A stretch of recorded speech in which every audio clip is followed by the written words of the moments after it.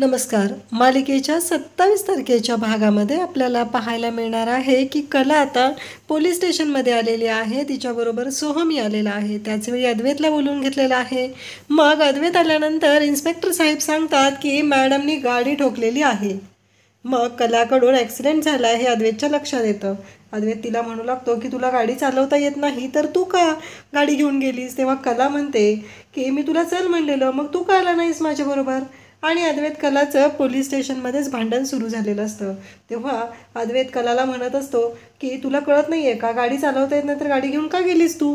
तेव्हा कला म्हणते मी तुला सोबत चल म्हणलेलं, मग तू आला का नाहीस माझ्यासोबत, म्हणून हे सगळं झालेलं आहे. अद्वैत म्हणतो मला काय बाकीची कामं नसतात का, मला एवढीच कामं असतात का, मी एवढंच करायचं आहे का फक्त, असं अद्वैत कलाला विचारत असतो. इन्स्पेक्टर साहेब पाहतच राहतात. दोघांचं तिथं पोलीस स्टेशनमध्ये भांडण सुरू झालेलं असतं आणि ते भांडण काही केलं थांबत नसतं. एकमेकांच्या अंगावरती हात मारे करून ते भांडत असतात. एकमेकांशी अगदी इतके जोरजोरात भांडत असतात. तेव्हा इन्स्पेक्टर साहेब उठतात आणि म्हणतात काय चाललं तुमचं घर नाही आहे हे, कारण सगळी लोक तिथं जमलेली असतात. अद्वैत कलाचं पोलीस स्टेशनमध्ये भांडण चालू आहे आणि इन्स्पेक्टर साहेबांनी थांबवल्यानंतर इन्स्पेक्टर साहेब म्हणतात की निघा आता इथून. आणि मग कला आणि अद्वैत तिथून बाहेर जायला लागतात.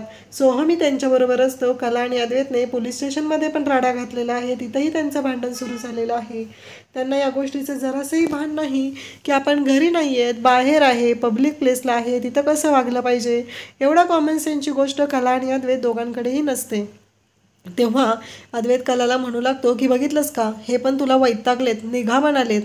कला म्हणते मला नाही, तुला पण. बरं, आता गाडी तू चालवणार आहेस का मी चालू, असं कला अद्वैतला म्हणत आहे. आणि अद्वैत घाबरून कलाच्या हातून पुन्हा चावी घेत आहे आणि गाडी चालवण्यासाठी पुढे होत आहे.